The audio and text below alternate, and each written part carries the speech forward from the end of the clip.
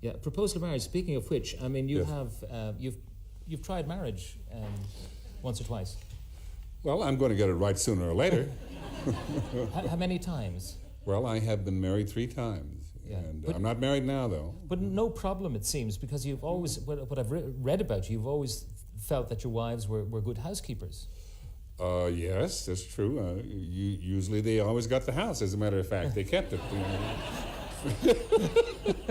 But in my last marriage, what really happened, my wife came to me and she said that she was seeing a psychiatrist, and then about 2 weeks later I found out she was also seeing 2 parking lot attendants, a short order cook, and a pastry chef. So that was the end of that. Yeah. I've been reading your autobiography, The Naked Truth, and Yes. I didn't realize that you'd been married to Michelle Pfeiffer at one point in your life. Yes, well, everything in that autobiography is true except for the facts. What I did, I married Michelle. Now, Michelle was, what a ravishing, beautiful woman, totally devoted, spent all her, she was like, she was at my side all the time. And that can be overpowering, especially when you do my kind of work. And I talked with Carpenter, the director, and I convinced him to give her a part, and I gave a part to her. And, she was reluctant to leave my side, but she began to work and found out how much she really enjoyed the acting, and it just got to her. Next thing I know, she's working more and more, and all of a sudden, she discovered what she really wanted to do, and that really did not include me, so she left. So your marriage was on the rocks. It was on the rocks, but she had it annulled, and to this very day, she doesn't even talk about the fact that we were married. Yeah. Are you believing me? But what about Elizabeth Taylor? Someone, shall we say, closer to your own vintage? You had an affair with Well, Liz? no affair at all, no. What happened was that they had me playing a kind of rebel when I was under contract at Columbia. And a rebel, they decided, the publicity department, that I would turn down a lot of parts. I just turned down the movies. For example, one of the most prestigious movies that I was not in was Cane Mutiny.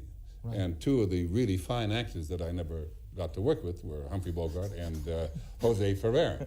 And people today, though, tell me that they're positive that had I been in that movie, that I would have gotten the Academy Award. Now, It's really true what they said, because I did not get the Academy Award, so that's a proof of it, isn't it true? It does make sense. Yeah. But to break me out of this mold of being this kind of rebel, they thought they should get me involved with a woman. And I said, well, who, what? And the PR man said, well, we'll concentrate on Elizabeth Taylor. Well, can you imagine that? Elizabeth Taylor, oh, really? And, oh, yeah, fine. He says, no. He says, you'll never meet her. We'll just do this all by telephone. And that's what happened. We became sort of telephone buddies. And you had an affair over the telephone. Like AT&T. Yeah, and eventually they decided it was getting too serious. And so what they had to do was break it off. What did they do, cut off your phone? Well, no, I wish. But, they broke it up much differently. They started to have exchanges. I had to make remarks that would, be insulting or semi-insulting so that we could have this breakup. And then I started to get death threat letters, from people who loved Elizabeth and didn't like what I was doing, which I wasn't doing to Elizabeth. Anyway, I convinced them that they should really have her turn her attentions to, I worked with Debbie Reynolds, you understand. Yeah. I knew Eddie Fisher, and that he was a friend. I thought maybe if to get her away so I could break out of this and not have these threats any longer, that perhaps if they could do something between her and Eddie Fisher who'd understand, and they married. That's history. And that's it. And you were responsible for this. Yeah, I was responsible for that too. Yeah. You've achieved stability though in your life now. It's Bowlegs does that. You do sway a little bit, As you're running is good. It's very, very hard when you're bow-legged. If you run very quickly, you look like an egg beater. Yeah, because you do a bit of running in this movie, it has to be said. I run all the time. I don't stop. Yeah. I got up and I would work out to be in shape to do this movie. The other ones too. But when we finally got to the Academy Award sequence and doing the production number and that dance stuff, it is hilarious. It lasts about 12 minutes, I'm sure, of the whole movie, and it's a hoot. It's right. But I was thinking more in your personal life.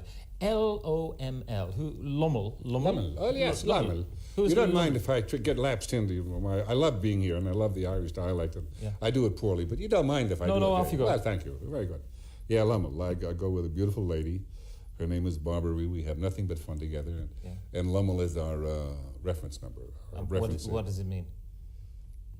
LOML. Anyone get it? Someone has it. Love of my life. That is true, yes. Yeah, yes. She has got good names for you too. What does she call you?